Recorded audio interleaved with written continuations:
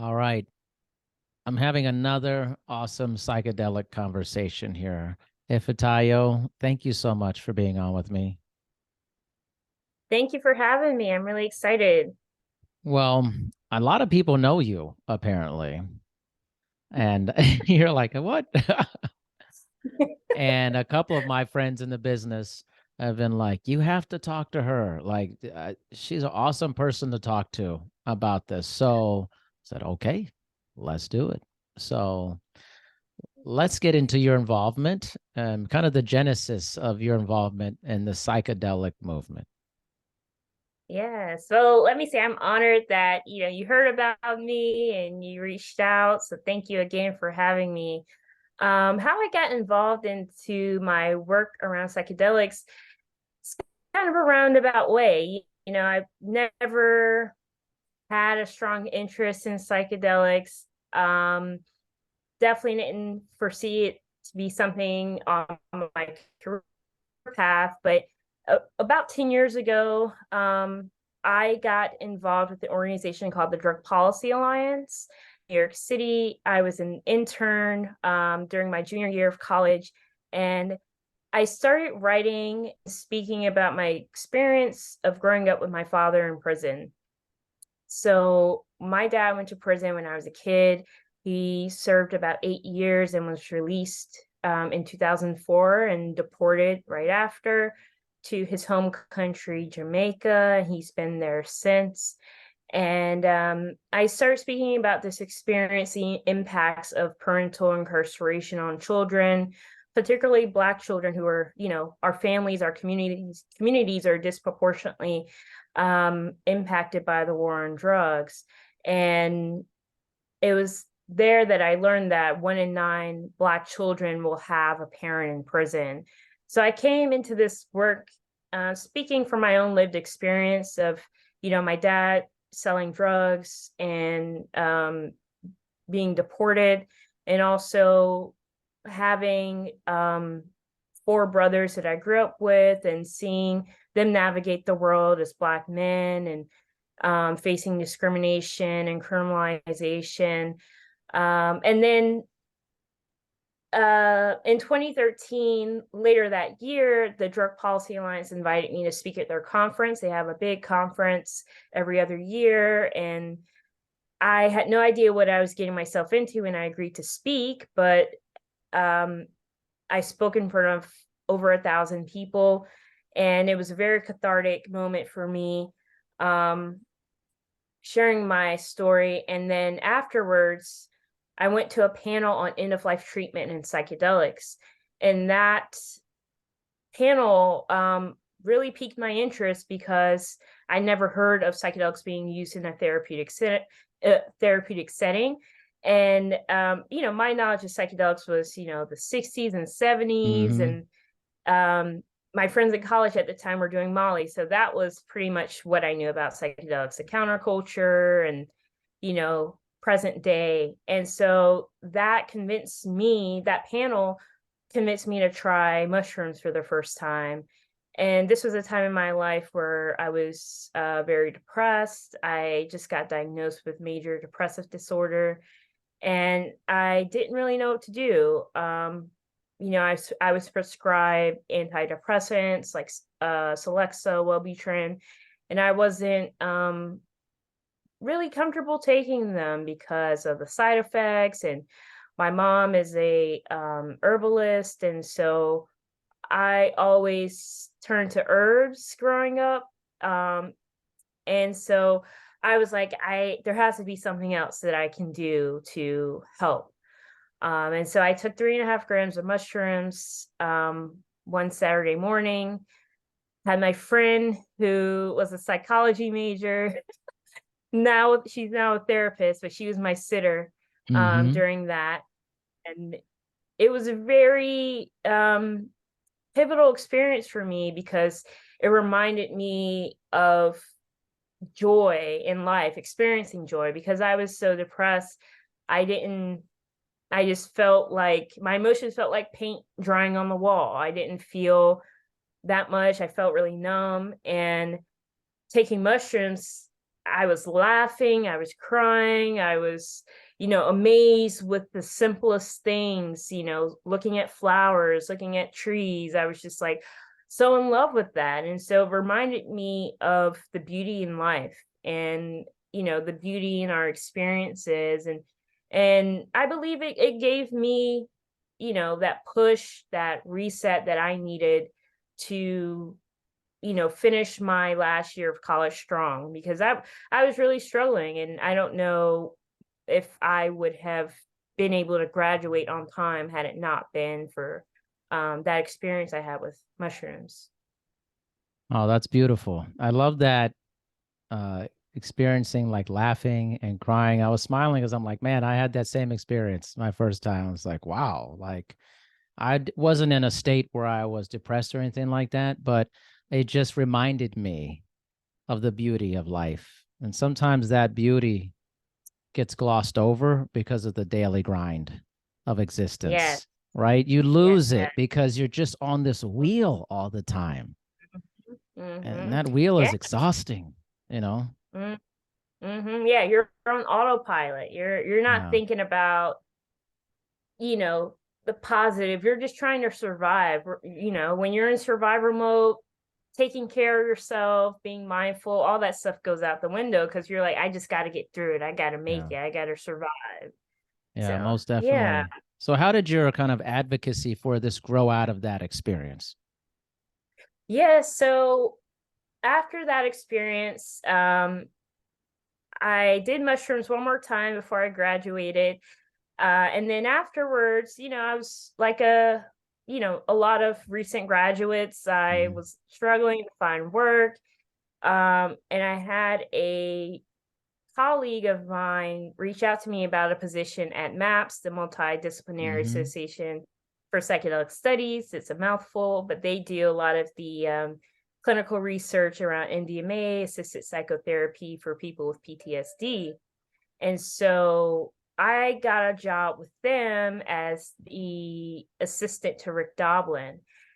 And being in that world, I learned so much about, psychedelic research, psychedelic science. But in some ways, it wasn't a good fit for me. I was the only Black person at the time.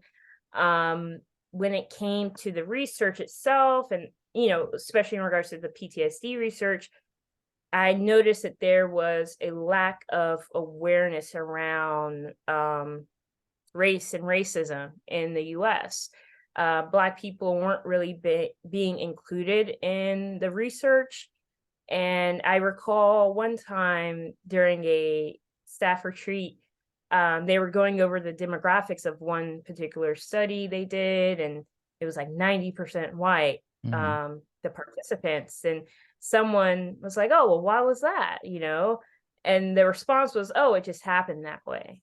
Right. And so that's an example of how unchecked biases can, play a role in research, and how that research can, inform policy, and why it's so important that we as Black folks, we stake a claim in this field as well, because our narratives and our experiences matter just as much as anyone else's. Most definitely. I know when I was looking, like I've interviewed a ton of people in the psychedelic space, and I was noticing, I was like, man, I don't see a lot of Black people in this space. Like I'm combing through it, I'm like, gosh, it's a lot of white people, and Hmm. a lot of men, and I said, man, and so I said, man, I have to try to find like it was just harder for me to find you or to Hmm. find other people in the space. Um, and it's interesting what you said about that. Now, when this was happening, they said it's just how it happened. But was there any other like commentary on like, hey, we should do better with this, or we should be more focused on that? Yeah, there were a few of my colleagues at MAPS at the time who were really interested in doing more around racial justice and Yeah. exploring and researching racial trauma. I recall some of the folks took it upon themselves to go to a racial justice training. Mm-hmm. And they came back reporting that they were asked to rate their organization on a scale of 1 to 10, 1 being white supremacist and 10 being Oh, wow. anti-racist.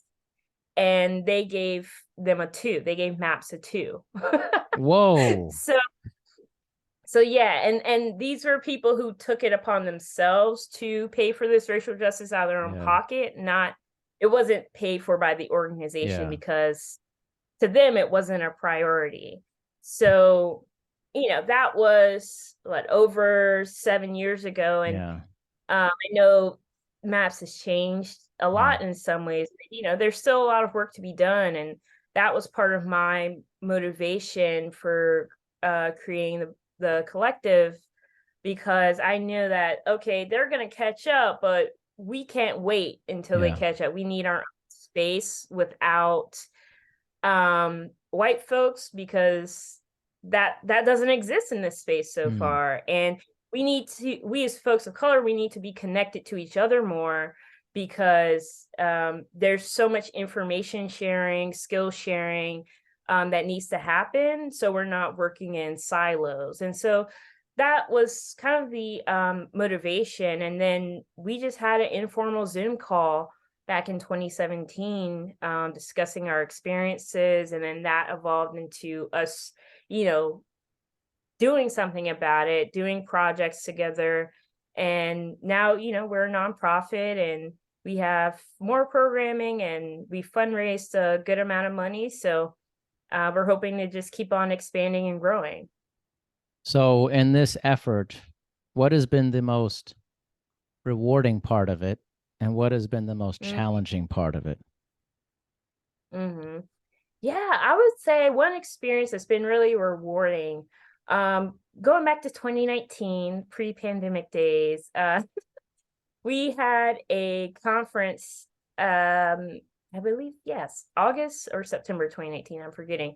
We had our first conference, the Empyrean Conference, at the Eaton Hotel in DC. And, this was really done on a shoestring budget. We didn't even have a budget at that time, but we fundraised from other organizations in the field who supported us.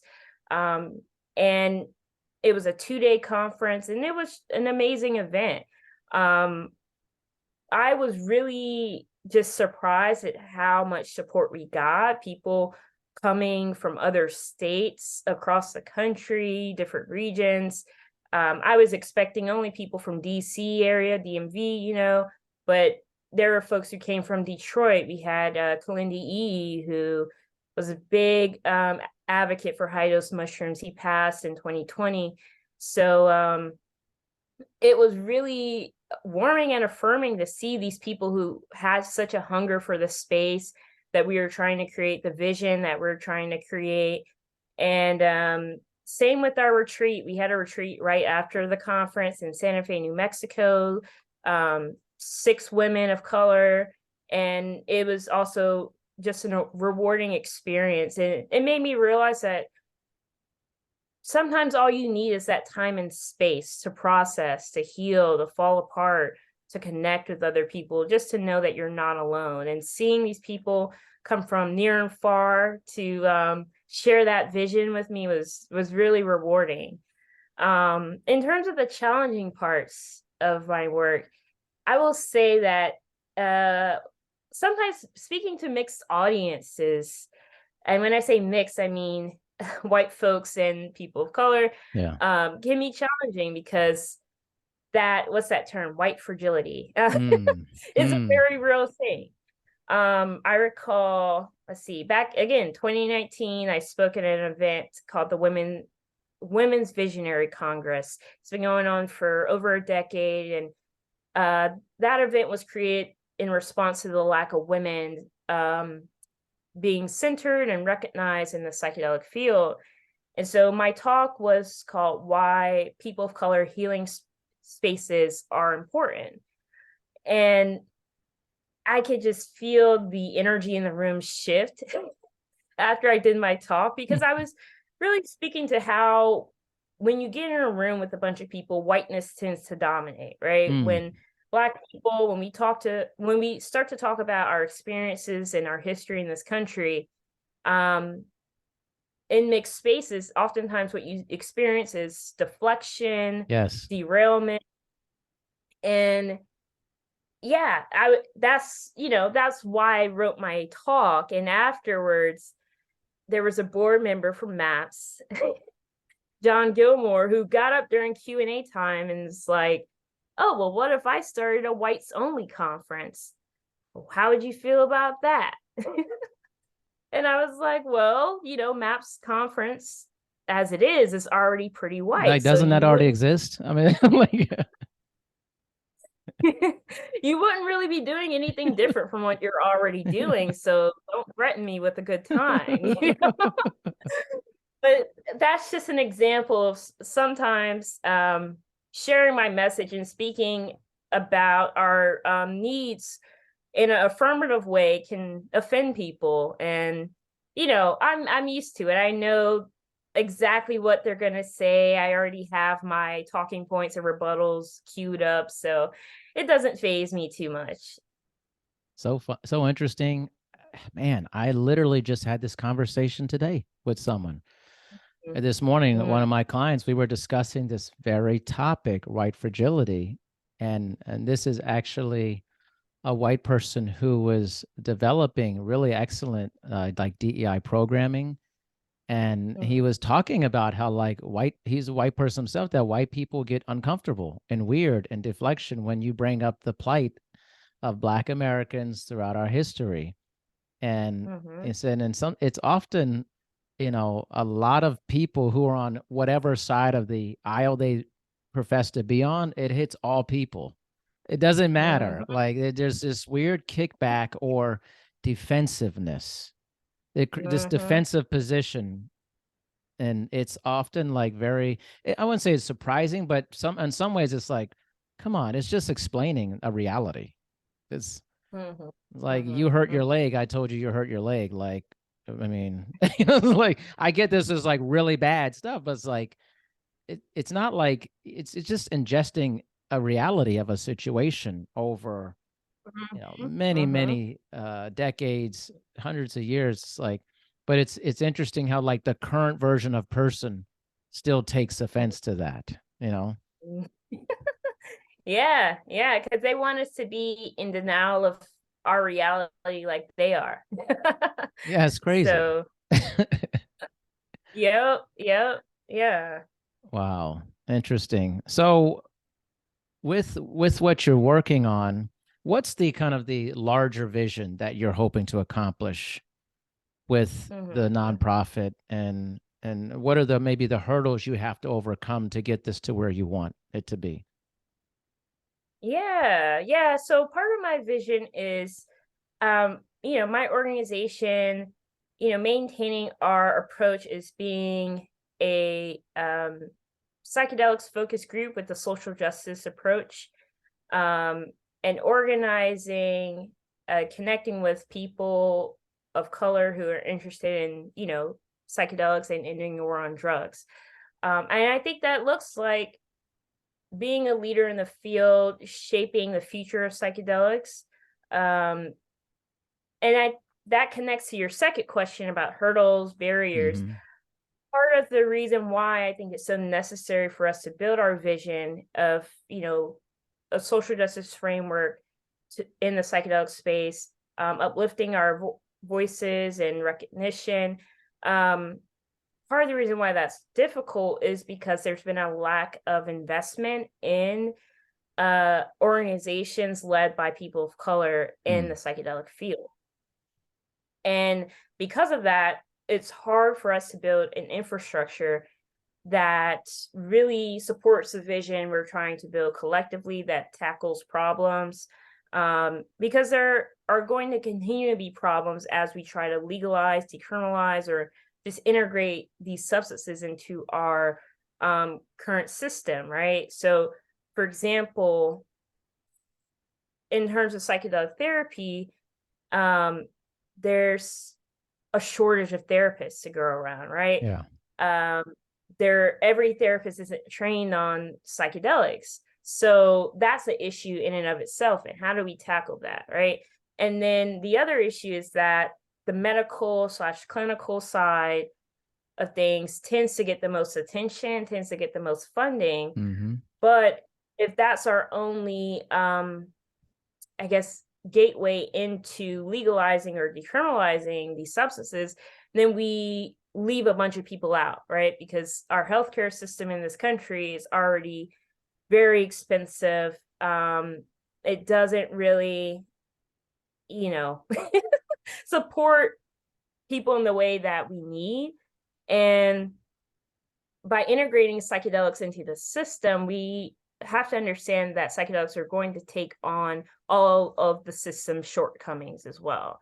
So we have to think about not only, okay, the medical clinical model, we have to think about, okay, well, what about people who are using these substances recreationally, just for fun?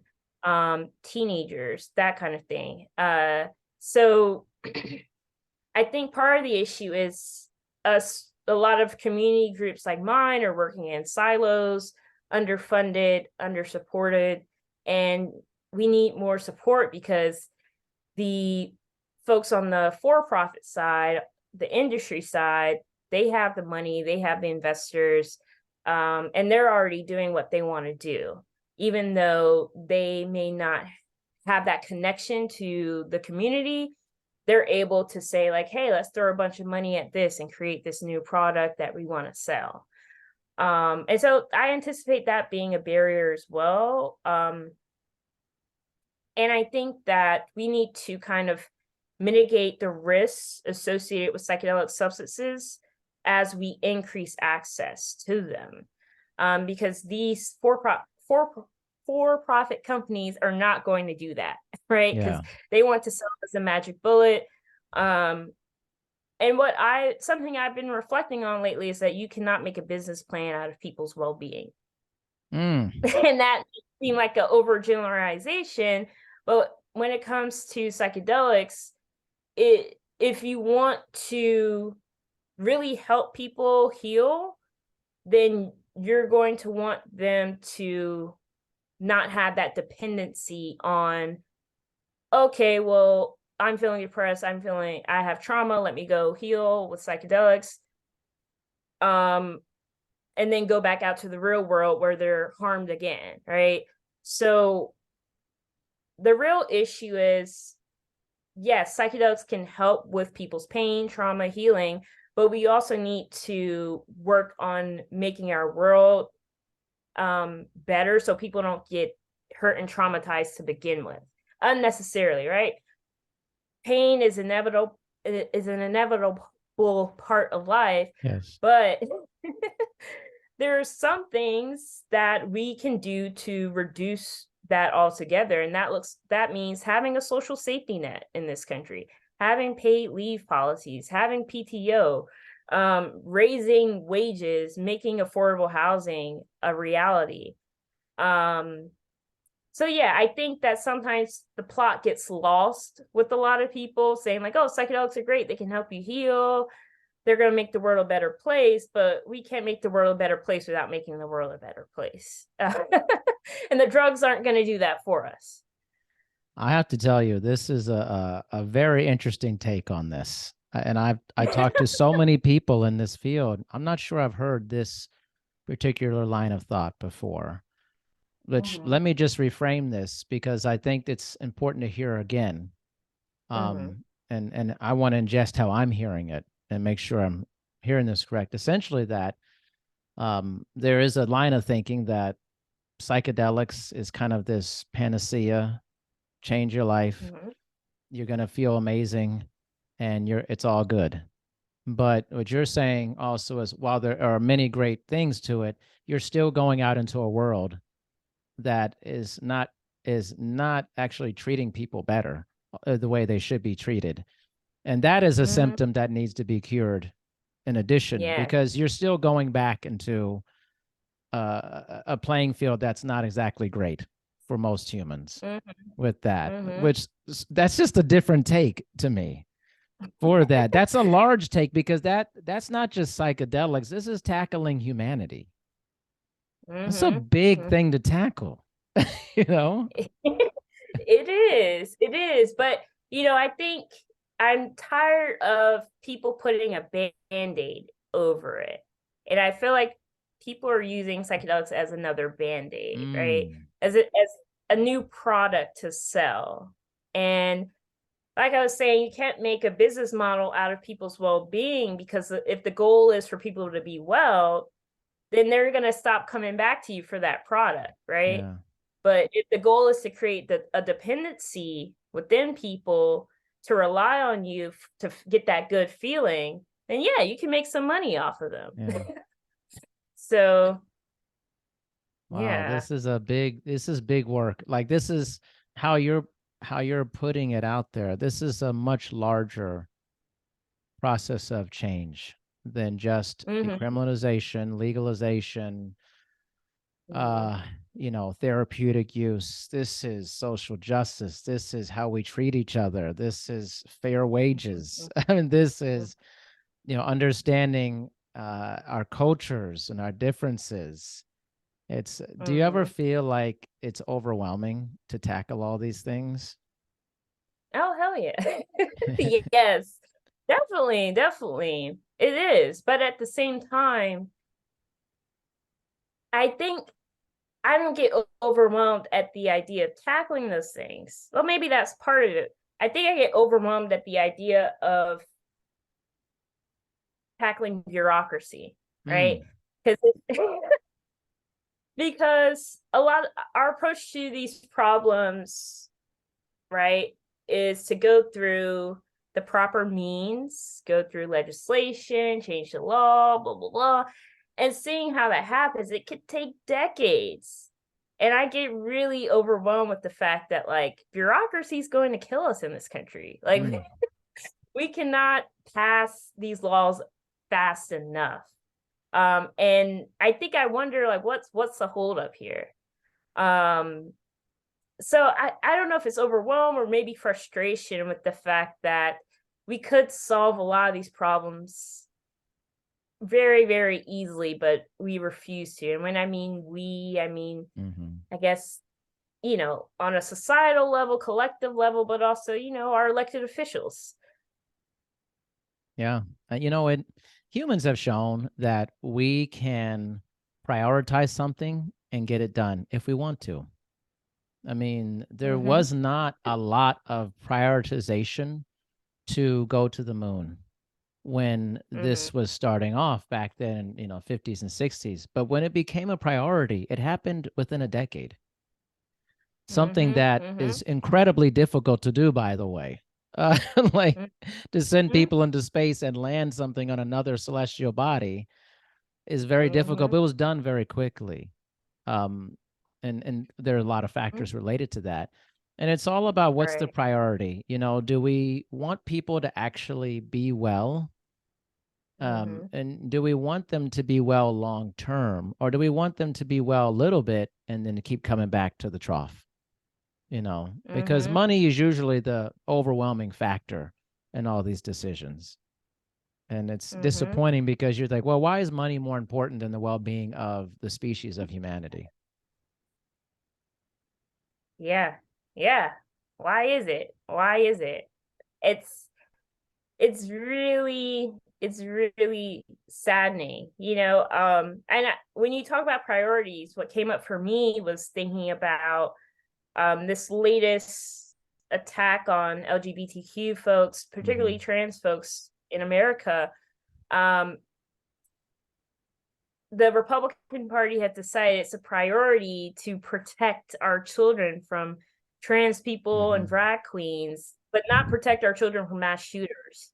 Right. Right. And it's just fascinating to me to watch how quickly they're able to shift narratives to convince people of problems that don't exist and totally distract from our actual problems, right? Our kids can't go to school anymore without worrying about if they're going to get shot. Yeah. And and now so many people think it's a priority to um to stop people from learning history, Yeah. to protect children from trans and gender nonconforming people. Yeah. It is. It's a strange thing. It's like, why would you go after like a drag queen hour? Like, why do you care? Like it Right. literally has no impact on your life in general. I'm just like, it's strange actually. But then on the other Hmm. hand, it's just much like if you go back, let's say, 30, 40 years, there are other topics that people are like, listen, we're not for this. This is terrible. I mean, how much uproar was there against gay marriage at one point? It was like a Mm-hmm. crazy uproar. Now, Mm-hmm. majority of people are like, yeah, no big deal. It's like we can't accept something initially. You cannot be proactive. Humans are not proactive people in general. It's just like species, like, if it's different, I don't like it. I need to adjust to the Yeah. idea, and often adjusting to the idea violently and Yeah. being nasty with it. And then over time, when enough people have come to a consensus that this is okay, then it becomes accepted. But it's usually Mm-hmm. never just accepted. Like, Right. oh yeah, Right. great. Yeah, you know what? Psychedelics, amazing. Yeah. No, there's always a something again. Cannabis? Oh, Oh yeah. no, no, no cannabis. It's Yeah. like, and it's Mm-hmm. like, why do I always question that? Why do we do this as a species? We just can't accept something that's different than us initially. We have to fight it all the time. Yeah. Yeah. We're very reactive, and we all do this. We all We do all do this. this. All of us. I'm not sitting here We saying all I'm great about it. Oh, we all do this. Yeah. Yes. No, I was having a conversation with someone today. It was like acceptance is something I struggle with, just accepting my reality and not running Mhm. away from it, not finding it, denying it is hard. And it's been interesting seeing how the public accepts psychedelics. Mhm. In some ways surprising. Just within the past 10 years, Yeah. since I've entered this work, people weren't talking about psychedelics nearly as much, but now I saw I've seen a big shift, especially since 2020, and I wonder if that's because so many people's mental health has dwindled Yeah. over the pandemic, and they're, kind of desperate looking for other solutions. But, I welcome public opinion changing, and I know that well, I hope that people overall continue to change their attitudes about drug users, and addiction, and yeah.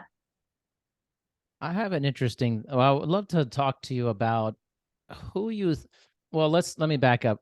The Hmm. messengers, people out there who are maybe well known and Hmm. public about psychedelics. So, for instance, like a Michael Pollan, who in Hmm. many ways has been a big part of the seismic shift in attitudes, Hmm. because Michael Pollan is a well-known author, Hmm. agriculturalist, architect, and his series was very meaningful to a lot of people on Netflix, and his book, How to Change Your Mind. Does that ever bother you that maybe someone like Michael Pollan is kind of given credit for changing a lot of people's minds? This is a white person, or do you think it doesn't matter? I just want the word to get out there, type of thing. Hmm.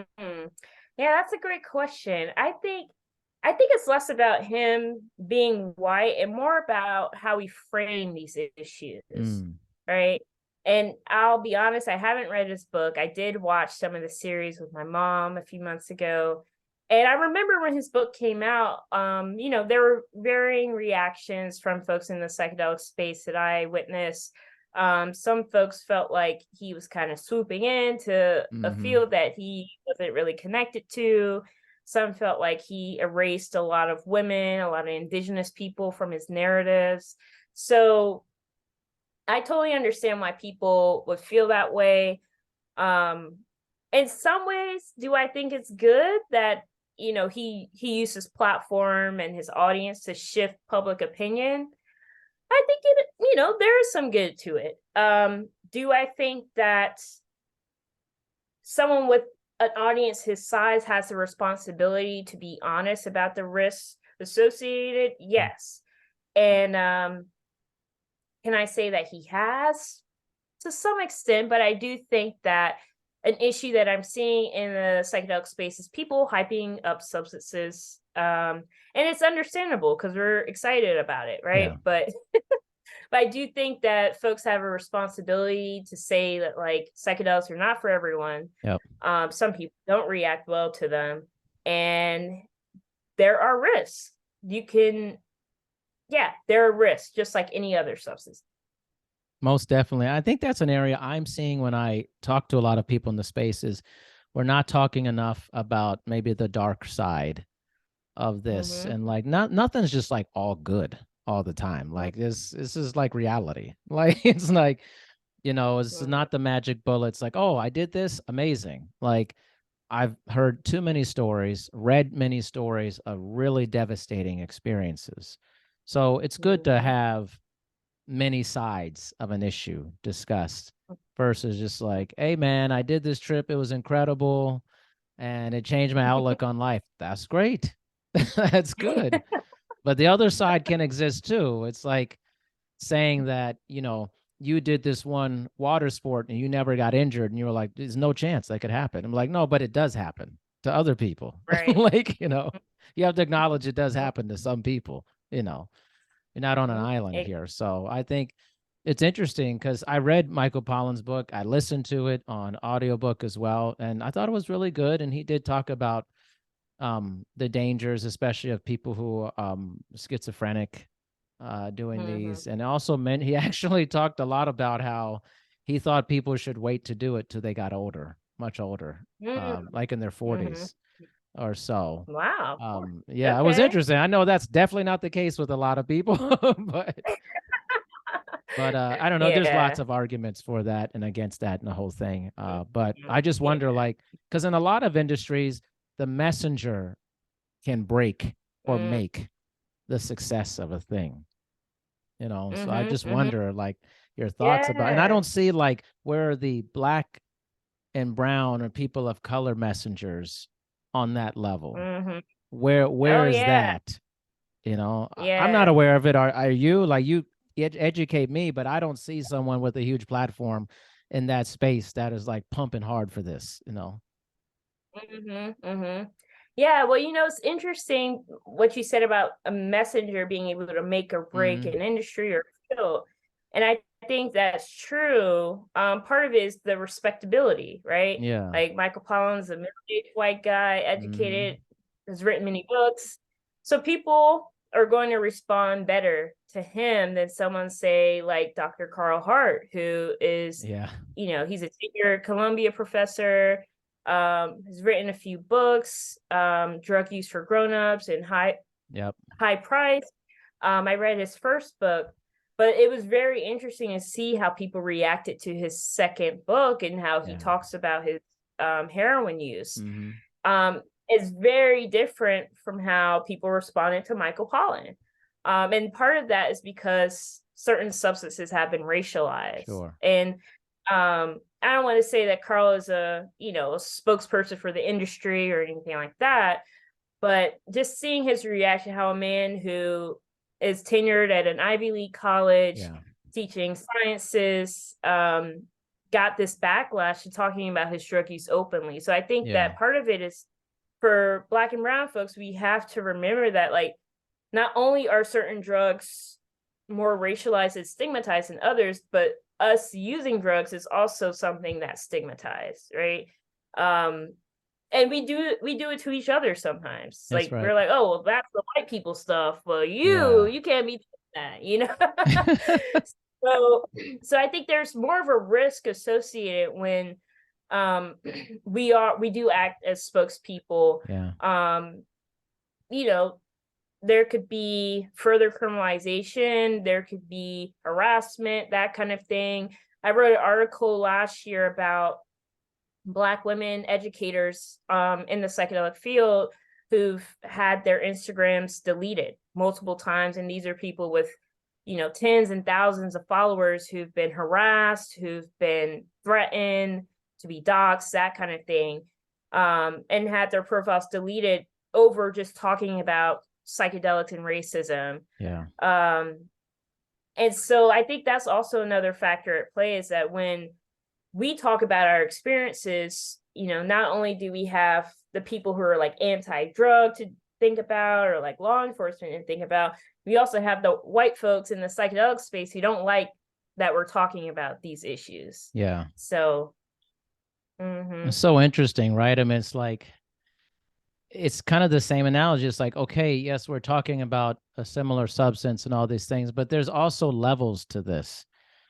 And there is the experience of people of color, which is another layer within the psychedelic aspect.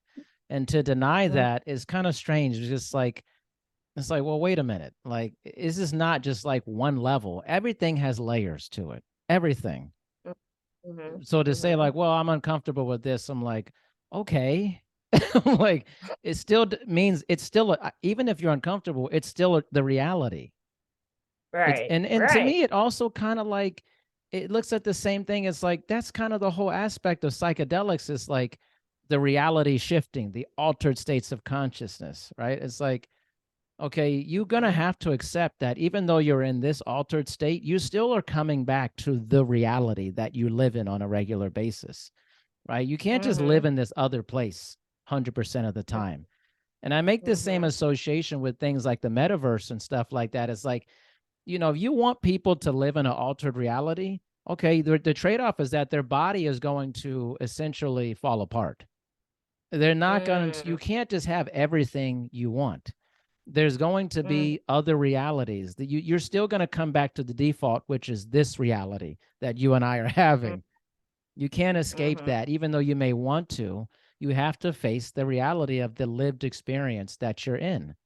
And that's what you're talking about. Then was like, well, then you got to start changing the other societal things with it, so that when people come back from this reality in this altered state, that they come back to a better, like, everyday living state than the trash that sometimes people get, Yeah, exactly. And I was just thinking about how, psychedelics, they're mind-bending drugs, right? Yes. But when we talk about racism, or just talking about how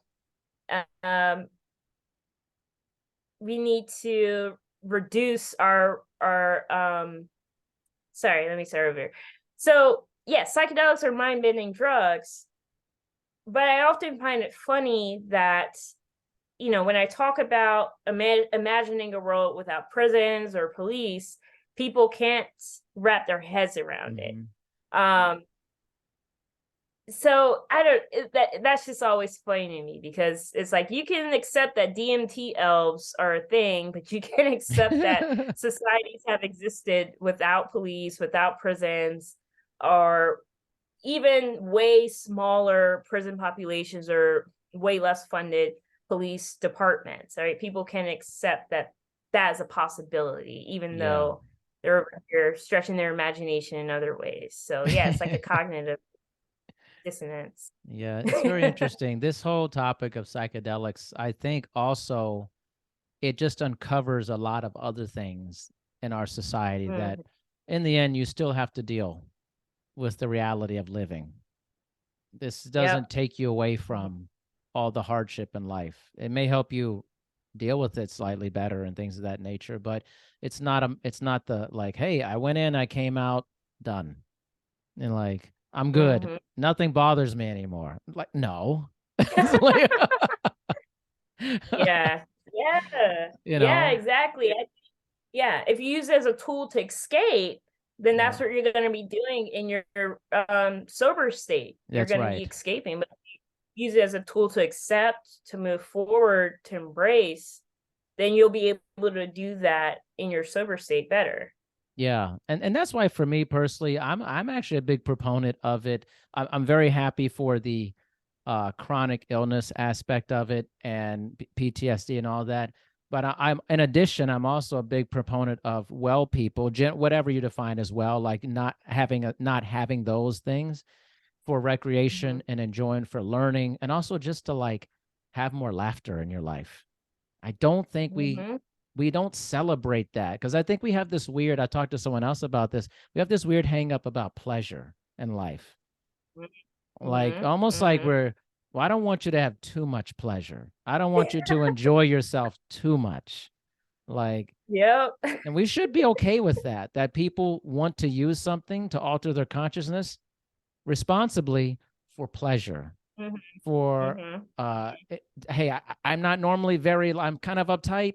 I want to be a little looser, and I want to just like have an afternoon where I just laugh at like everything. There's nothing wrong with that. Like, Yes. we have to be okay with Yes. this mentality. Yes. I agree 100%. I think there's some folks in the psychedelic space who act very holier than thou, or like, oh, Yeah. I only use ceremony or rituals. And I'm like, okay, good for you. Like, some of us want to have fun on the weekends, Yeah, you know and what I I think, mean? you know, like when we approach this from okay, this is only going to be for people who have a diagnosable condition, Yes. we leave so many people out, right?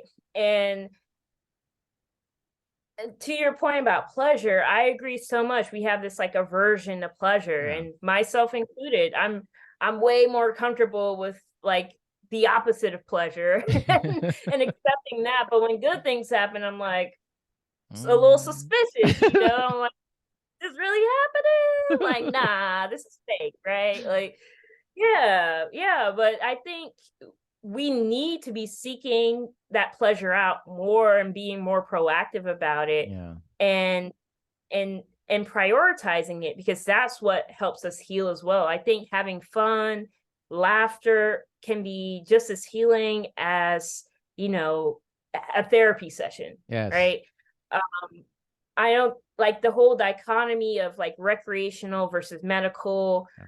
I think it's kind of it was a strategy that a lot of cannabis activists and Yeah. advocates used back in the day, because weed wasn't respectable. It was like, oh, Yeah. like they weren't being taken seriously. So, okay, they used veterans, people who had children that had epilepsy, that kind of thing got them taken seriously. But we don't need to really do that again, Yeah. because it's 2023 now.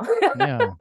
Yeah. I don't think I agree. I think that gateway doesn't need to be so prominent for that. I mean, Hmm. it's just, I think we're in a time where just humans need to feel more pleasure, and not in a hedonistic way of like no laws, no things, just like do whatever Yeah. you want. Just more of like, hey, just like it's okay to like line up your favorite snacks. You know what I mean? Go have, laugh really hard with some friends, talk about, the Hmm. cosmos, and just kind of relax, it's like, this is not a bad thing. In fact, this is probably very good for you. Actually, Hmm. Exactly. Exactly. And I think people should have a choice in how they get pleasure in life. Like you yeah, said, we're not talking about hedonistic way, no, but as I think with the proper education around psychedelics, people will be empowered enough to make their own decisions on, yes, how they want to ingest it, how much they want to take, when, where, how, why, all that stuff. And I think people should be trusted with that, because when we don't do that, again, we leave a bunch of people behind just pursuing yeah, the medical model. yeah, most definitely. Ifetayo, Hmm. this is man, so good. I really enjoyed this conversation. Can you Thank you. please let everyone know how they can connect with you and your organization and learn more? Yeah, yes, definitely. You can follow us on social, and we have a website, www.pocpc.org. And you can find all of our social media accounts and our email newsletter sign up. And my personal website is www.ifetayo.ne. Wonderful. Thank you so much for your time, Ifetayo. I really appreciate you, and respect all the work you're doing. Thank you so much. I really enjoyed talking with you today.